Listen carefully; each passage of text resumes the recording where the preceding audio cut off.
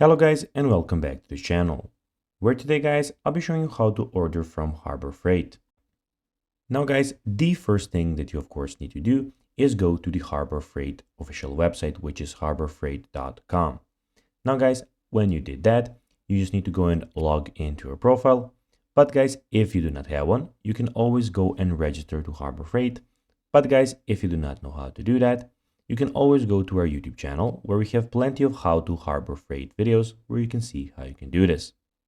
Now guys, that we got that out of the way, let's see what we actually have in front of us here.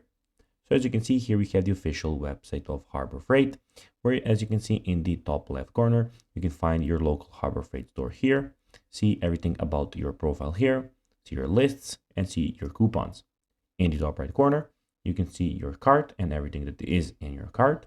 And here guys, you have the search bar where you can go and search for anything that you would like to look up and just click enter to find it.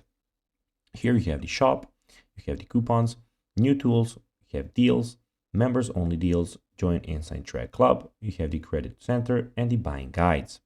Also, when you hover on your name, here you can see your orders, your lists, your coupons, Inside Track Club, payments, addresses, account settings, and last option is of course the sign out option. Now guys, let's see how you can actually go and order from Harbor Freight. Well, to do so, you'll need to go and find something that you want to order. So basically you can find a tool, add it to your cart, then go to the top right corner and click on your cart and checkout. And here guys, you'll have a checkout where you can go and order your stuff.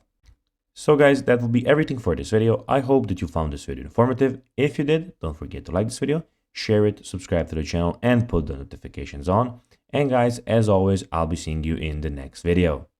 Bye guys.